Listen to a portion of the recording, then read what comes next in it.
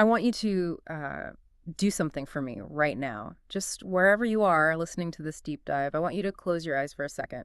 Unless you're driving, of course. Please keep your eyes open if you're on the road. Right. Yeah. Definitely keep your eyes on the road. But otherwise, just picture Woody from the original Toy Story. I want you to specifically picture his face. Like the classic 1995 Woody. Exactly. Think about those big, shiny plastic eyes, the way the light catches the curvature of that synthetic material. Or, like, the slight shadow cast by the brim of his cowboy hat. It's burned into all of our brains, really. It really is. So do you have that image in your head? Okay, now I want you to consider the actual physical toll it took to create that single image. Because for that cowboy doll to just blink once back in 1995, it was a massive undertaking. It was a staggering amount of work. A dedicated workstation had to sit in a refrigerated room and process data for 13 straight hours, just for one blink. It completely warps your understanding of the medium, right, when you look at it through that lens. It's crazy. A fraction of a second on screen. A literal blink of an eye. Yeah, and it took 13 hours of relentless computational grinding to get it. A single glance required a whole night of hot, straining silicon.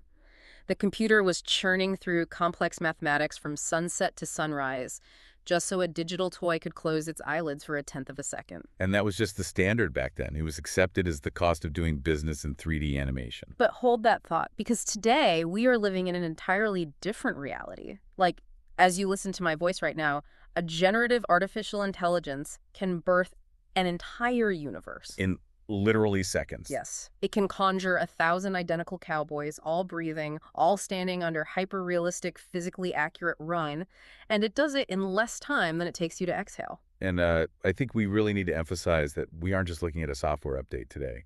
We aren't looking at a cool new plugin for Adobe After Effects or something. Right. This is our mission for today's deep dive. We're getting into the sources to unpack this. Exactly. We are witnessing what I can only really describe as a tectonic shift in the foundational architecture of the entertainment world. A tectonic shift is a great way to put it. Because we are crossing the threshold from the grueling, intensely labor-driven CGI pipeline of traditional animation right into the rapid, prompt-driven revolution of generative AI. We're basically witnessing the total collapse of cinematic time. The collapse of cinematic time. I love that phrase. Well, it's true, right? Where a studio used to require thousands of human and machine hours for mere seconds of footage, we now have tools that summon fully realized photorealistic worlds instantly. But, to truly grasp the gravity of tools like OpenAI's Sora or Kling AI, looking at the shiny new outputs isn't enough. No, we have to look back. We have to unpack the immense human and computational sweat that built the golden age of 3D animation. We really have to look at the friction. Mm-hmm. And friction is the operative word here. How so? Well, to appreciate the perceived magic of instant generation, you must intimately understand the grueling friction of traditional creation. Because it wasn't just drawing pictures on a computer. Not at all. When we talk about a legacy studio like Pixar, we aren't just talking about making movies. We are talking about sculpting time itself. So let's lay out the timeline of a traditional animated film from our sources, because the sheer scale of it is it's staggering. A single feature film takes anywhere from 4 to 7 years to complete. 4 to 7 years. That is a massive chunk of a human lifespan. Right.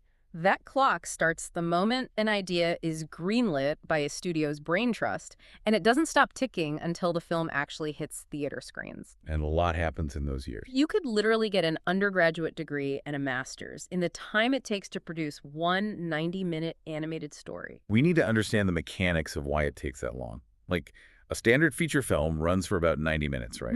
Yeah. Which translates to roughly 129,600 individual frames.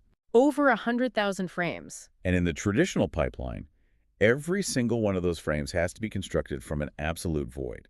So here is a statistic that completely halted my reading when I was going through our source material. Oh, the productivity one. Yeah, the productivity stats. During the golden era of 3D animation, in their most incredibly productive weeks, like when everything was firing seamlessly, guess how much they made? It's almost unbelievable when you hear it out loud. An entire animation department consisting of hundreds of the most brilliant technical and artistic minds on the planet managed to produce just about 3.5 minutes of final animation per week. 3.5 minutes for a team of hundreds. It's wild. And within the industry, that was considered a blistering pace. Like they were popping champagne for 3.5 minutes. Because the traditional CGI pipeline is this hyper-fragmented assembly line. You have the story department drawing thousands of sketches. Right, the storyboards. Yeah. And then modeling, where artists create the actual digital geometry of the characters. Like digital clay. Exactly. Then comes rigging, which is, well, that's building the complex internal digital skeleton. Because the animators need something to actually grab and manipulate, right? Like puppet strings. Precisely. And the rigor of that process is, it's difficult to overstate. Let's ground this in a specific technical example from the sources to make the friction tangible. Okay, let's do it. Think about Sully from Monsters, Inc. Oh, the giant blue fur ball. I love him. Right, so Sully had over 5 million individual hairs mathematically mapped out on his digital mesh. Wait, 5 million individual data points just for hair. 5 million? And they all have to be tracked and simulated. This wasn't just a flat texture painted onto a 3D surface. So it wasn't just a picture of fur. No, every single one of those 5 million hairs had to physically react to the simulated environment. If Sully turned his head, the physics engine had to calculate the momentum carrying through the fur. Wow, so it has weight. It has weight, it has drag. If there was digital wind, the hair had to blow. But more importantly, the system had to calculate the complex collisions of those hairs. Against what? Against each other, mostly. Right. And against his own body. So, they didn't just clip through his arm when he moved. Oh, right, because otherwise his arm would just phase through the fur like a ghost. Exactly. Yeah. So you're talking about millions of dynamic physics equations for a single frame just to ensure one character's coat behaved like real fur. Which brings up the ultimate historical bottleneck of this whole process. Rendering. Oh, the render farm, the great equalizer. Right, because before rendering, there is no light, there's no shadow, no texture. It's just a digital void containing gray geometric shapes. Well, this looks like a very primitive video game from the early 90s. Yeah. And I want to spend a minute here because people hear the word rendering all the time, but what is the computer actually doing under the hood? It's not just like coloring in the lines, is it? No, not at all. Traditional rendering is the brute force calculation of physical light properties. Brute force calculation. Yeah. The computer simulates a light source, say, a digital sun in the sky, and then it shoots invisible rays of light from that source into the 3D scene. It's literally shooting digital photons. Yes. And it calculates how every single ray bounces off every single digital surface. That sounds exhausting for a computer. It is. It calculates subsurface scattering, too. Wait, subsurface scattering, what does that actually mean? So if light hits a character's ear, the computer has to ask how much of that light penetrates the digital skin, bounces around inside the cartilage, and glows red out the other side. Oh, wow, like when you hold a flashlight up to your hand? Exactly. It has to figure out, is the surface shiny? Is it matte? It generates the shadows, the textures, the realistic reflections, essentially simulating physics photon by physical photon. And all of that math requires an unbelievable amount of physical hardware. Our sources talk about how deep inside these studios sits the render farm. The brains of the operation. Massive supercomputer clusters that consume so much electricity and generate so much literal heat that they require industrial, warehouse-level cooling systems. That's to process the balance of digital light. It's industrial infrastructure for art. And as the complexity of the films grew, the rendering tax became even more intense, didn't it? Oh, absolutely. For later films like Toy Story 3 or Inside Out, calculating a single complex frame could take anywhere from 11 to 30 hours of pure computation. 30 hours for one frame. Think about that for a second. If you took the 100,000 frames in one of these films and you tried to render them on the laptop, you might have sitting on your desk right now. It would literally take thousands of years. Thousands of years to see the final movie. But wait, I have to stop here and ask the obvious question that came up while I was prepping for this deep dive. What's that? If it's so punishingly, like if it takes 30 hours to see one frame of Inside Out with the lighting turned on, how do directors actually direct? That is the million-dollar question. Right. They have to watch gray, faceless animations for months just to review the motion. How do they know if a scene works emotionally if they can't even see the light in the character's eyes until 6 months later? It requires an incredibly sharp imagination, first of all. But it also reveals the secret to why those specific films are often considered masterpieces. Okay, I'm listening. Time was the absolute enemy of the animators, undoubtedly. but time was also their most vital quality filter. A quality filter. Unpack that for me. What do you mean by that? Consider the cost of iteration. Because the friction was so high, because every single second on screen cost tens of thousands of dollars, Yeah. weeks of human labor, and days of supercomputer processing time, every second had to be deeply considered. You couldn't just throw things at the wall to see what stuck. Exactly. You couldn't render a scene 10 different ways with different lighting setups and casually pick the best one on a Tuesday afternoon. The financial and temporal cost of a mistake was simply too high. It forced a profound level of intentionality. Before a director approved a shot to go to the render farm, they had to be absolutely certain that the joke landed. They had to know the emotional beat resonated. Yes, they had to know that the framing was flawless in the raw, unlit animation. The sheer weight of the time required forced the artists into a state of hyper-intentionality. So every pixel was a deliberate, agonized choice. Precisely. So if time was the enemy that forced perfection, what happens to the art form when that enemy is entirely vanquished in an instant? Well, that is exactly the threshold we have crossed today. Because the paradigm hasn't just shifted, it has shattered entirely. Welcome to the era of advanced generative models. This is where things get really wild. We're talking about tools from the sources like OpenAI, Sora, Runway Gen 3, and Kling AI. The methodology of creation here is completely alien compared to the legacy pipeline we just described. Alien is the perfect word for it. We no longer build digital skeletons. We no longer painstakingly paint textures onto polygons. And we certainly don't calculate the physical balance of light photon by photon. The input mechanism has shifted from a mouse manipulating a physics engine to a keyboard interpreting natural language. It's all text now. You sit down and you type a text prompt. You type something like, cinematic tracking shot of a rusty robot crying in a field of violets, golden hour sunset lighting, hyper-realistic anamorphic lens. And then you wait. But you don't wait 13 hours for a single frame. No.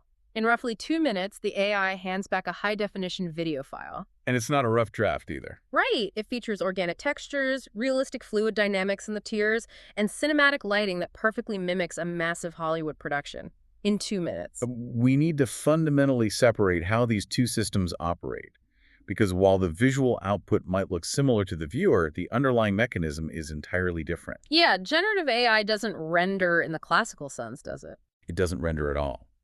It utilizes technologies like diffusion models coupled with space-time transformers. Okay, I want to break that down completely because diffusion models and space-time transformers sound like pure sci-fi jargon to me. They do sound a bit like Star Trek tech. Totally. And it's crucial the listener understand the actual mechanics here. So what is the AI actually doing when I hit enter on that text prompt? Let's start with the diffusion aspect. Instead of calculating the real-world physics of light and geometry from scratch, the AI has ingested massive data sets of visual media. It's watched a lot of TV. It has watched millions of hours of video, yes.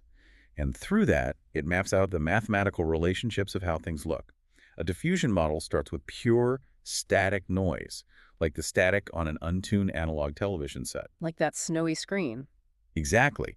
And over many iterative steps, it gradually subtracts that noise to reveal an image that mathematically aligns with the text you typed. So it's actively pulling the image out of the static. It's a process of guided denoising, yes.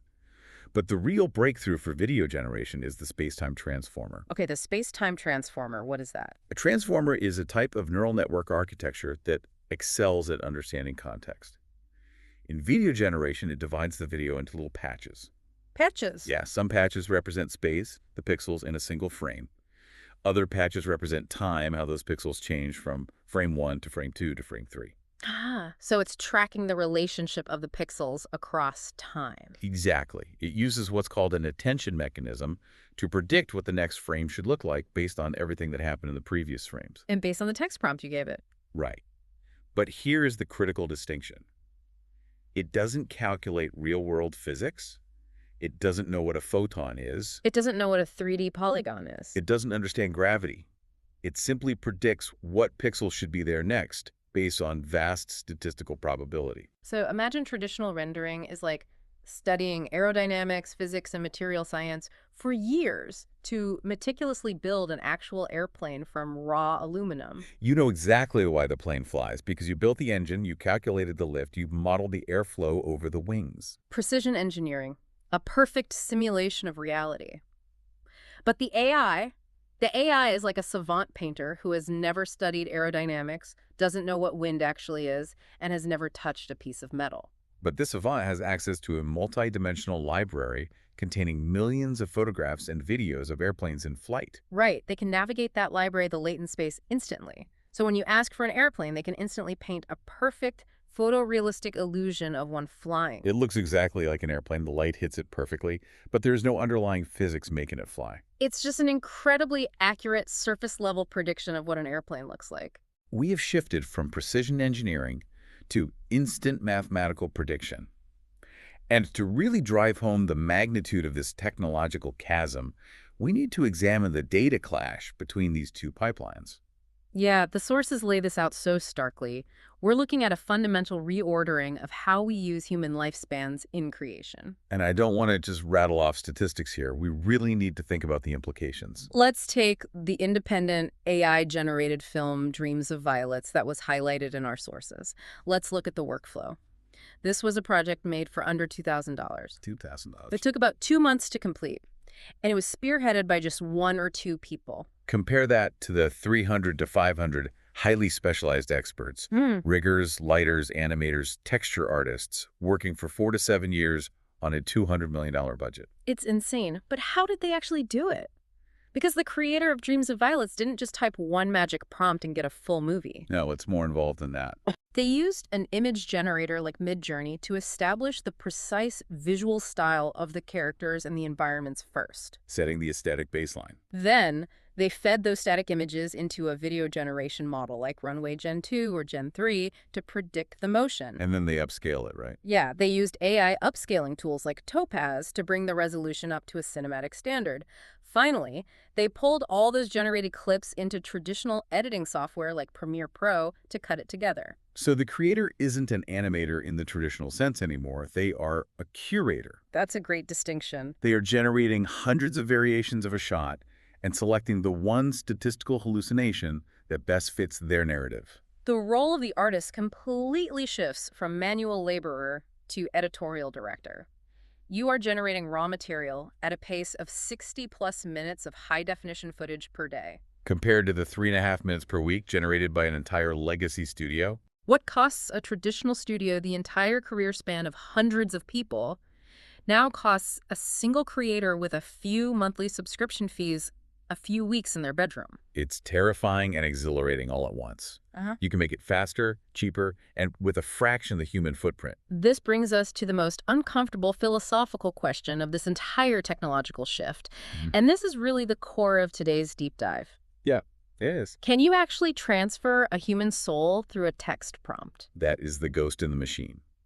What made the golden age of 3D animation legendary was never the raw horsepower of its render farms. It wasn't the silicon. No, it was the profound, agonizing understanding of human psychology and emotional craftsmanship. There's a legendary anecdote from the production of the very first Toy Story that our sources mention, and it illustrates this perfectly. The Army Men story. Yes.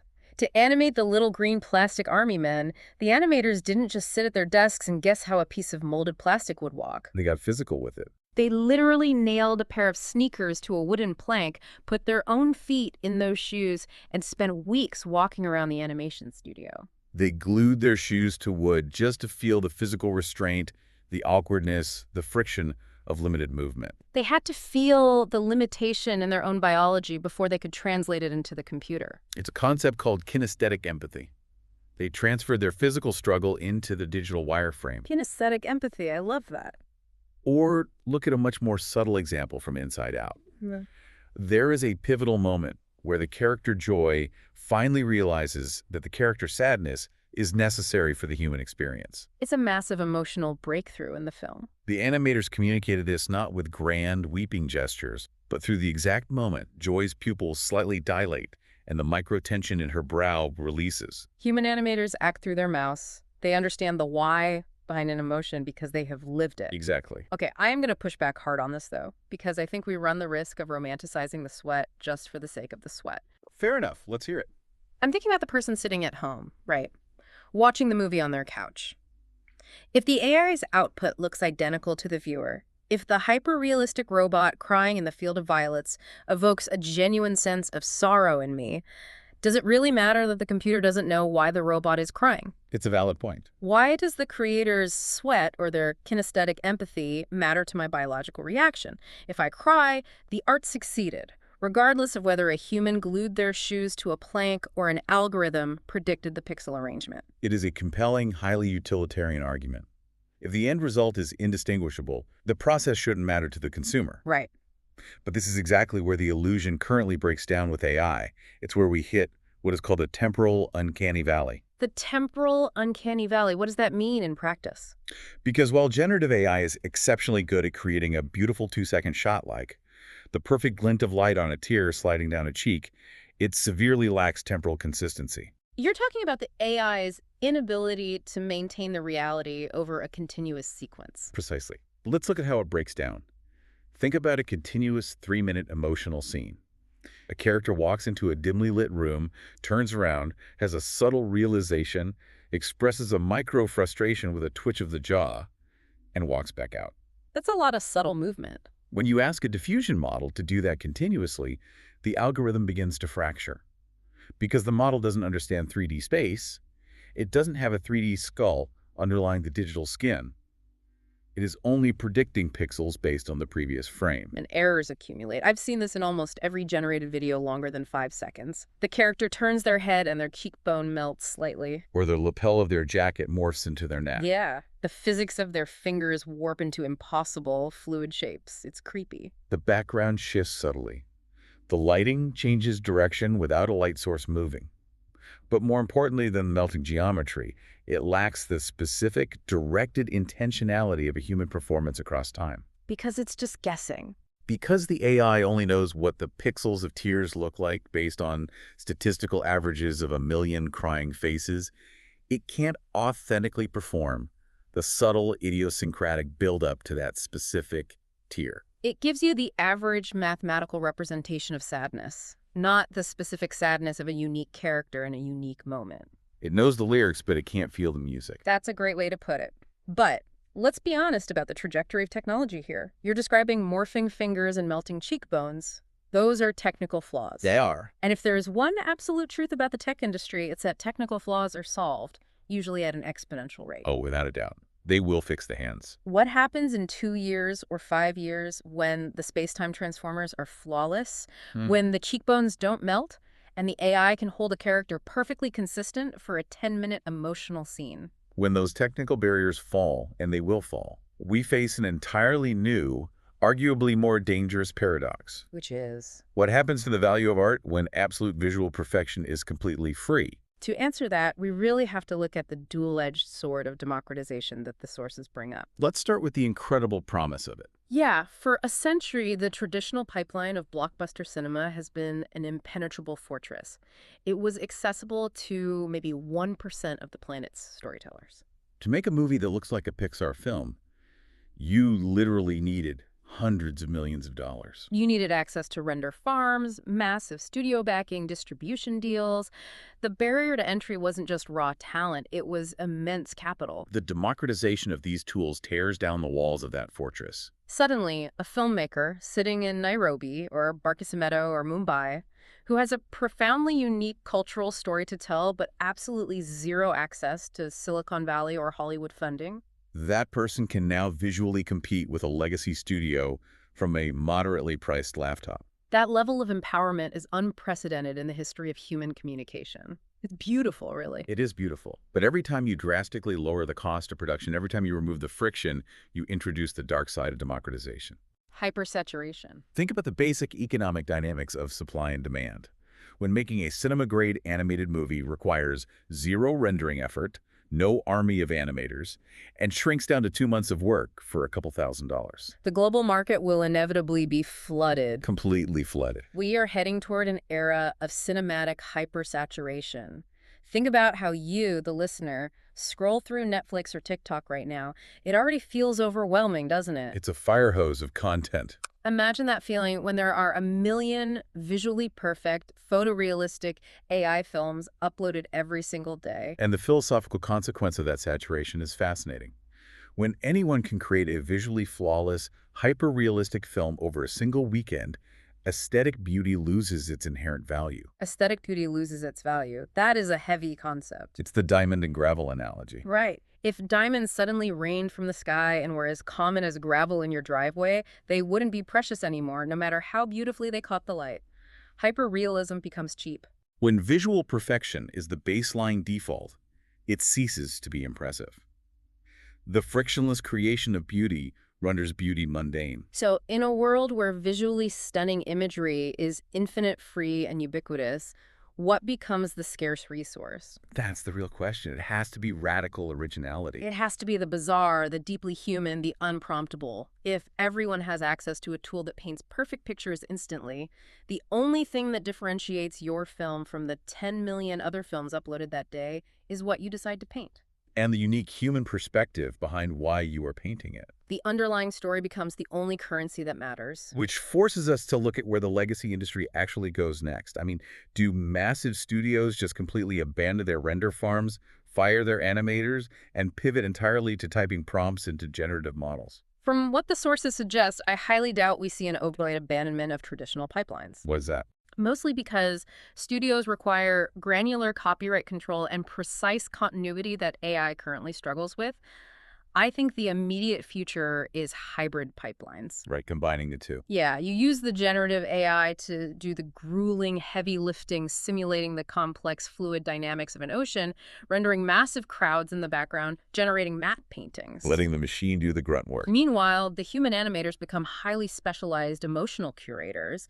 They focus intensely on animating the micro-expressions of the main characters, injecting that kinesthetic empathy and human soul into the performance. While the algorithm builds the physics of the world around them, Yeah. it's a synthesis of human intentionality and algorithmic efficiency. Exactly. But looking slightly further over the horizon, we might see entirely new mediums emerge from this tech. If generation becomes truly instantaneous, like rendering at 60 frames per second in real time based on live inputs, we could see the birth of interactive, dynamic cinema. Movies that generate themselves as you watch them. It sounds like magic. Imagine you're watching a thriller, and the AI tracks your biometric feedback through your smartwatch.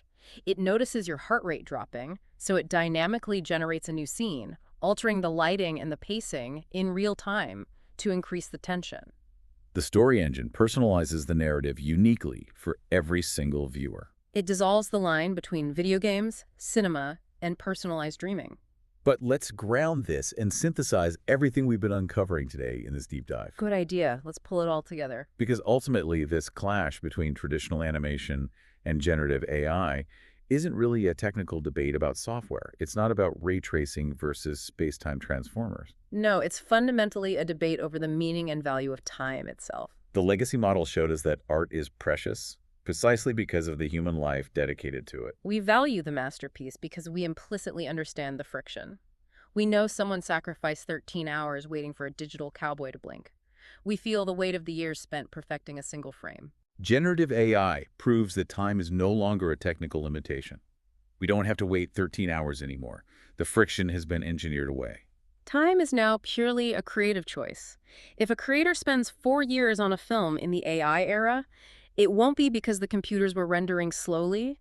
It will be because they chose to spend 4 years ruminating on the complexities of the human condition before generating the output. But the flip side of that frictionless creation leads to an incredibly provocative thought. Something for our listeners to really chew on. If AI eventually removes all technical barriers to visual perfection if flawless, epic 3D worlds become completely ubiquitous and cost nothing to produce, and if raw, authentic human connection is the only scarce resource left that we actually crave. Where does entertainment ultimately go? Consider the logical extreme.